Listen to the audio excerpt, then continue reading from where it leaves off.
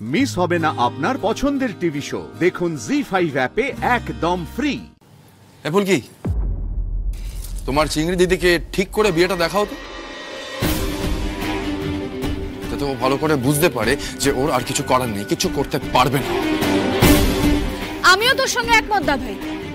Police আসার আগে একটু এন্টারটেইনমেন্ট হয়ে যাক। কি করতে চাইছো তোমরা? কি করতে চাইছো? আমি দেখাচ্ছি কি চাইছি আমরা।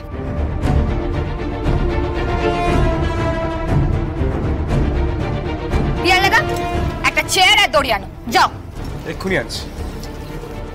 এই ফুলকি, এ সমস্ত ইয়ার কি করিস না, ও সাংঘাতিক মেয়ে। না বাবা, আমরাও যে ঠিক কতটা সাংঘাতিক সেটাও বোঝানোর সময় এসে গেছে। তুমি জাস্ট ভাবো, রুদ্রর এত বড় সাহস, বন্দি অবস্থাতেও আমাদের পরিবারের ক্ষতি করছে। দিদি দিদি ফুলকি, এই যে চেয়ার আর এই হলো দড়ি।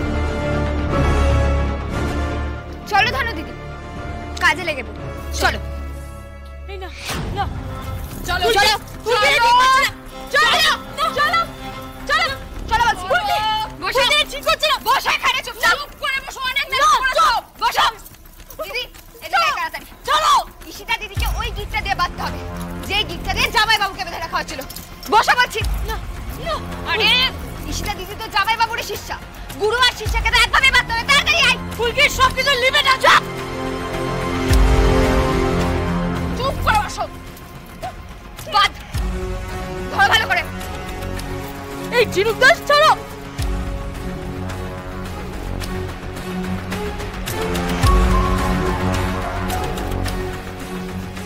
চলো, চুপ করে বসো, একদম চুপ। বাদ বাদ ওই দিকটা, বাদ। ছাড়ো। আরে বাবা, এত সব কাণ্ডে তো বিয়ের লগ্নটাই পেরিয়ে যাচ্ছে। লগ্ন এখনো বাকি আছে মা। ব্যাস, এবার সব বাধা শেষ।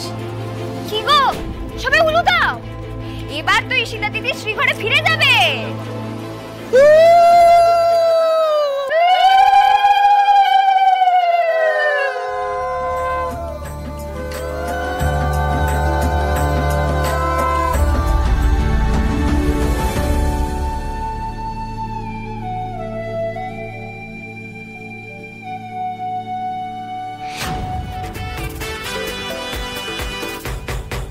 কি গো চিংড়ি দিদি, তোমাদের বিয়ের কথা মনে পড়ছে?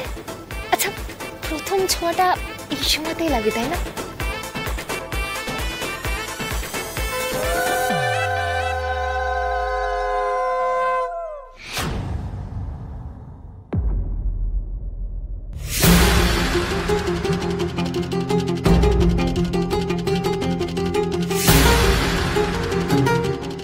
আপনারা এসে গেছেন।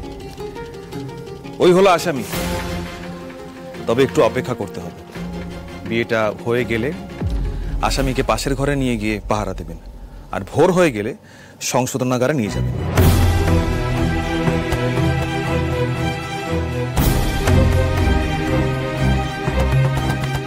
এত শুভ একটা কাজ দেখলে তুমি আবার শ্রীঘরে ফিরে যাচ্ছ, একটু মিষ্টি মুখ না করলে হয় বলো চিংড়ি দিদি? জি5 ডাউনলোড করুন আর সব এপিসোড দেখুন একদম ফ্রি।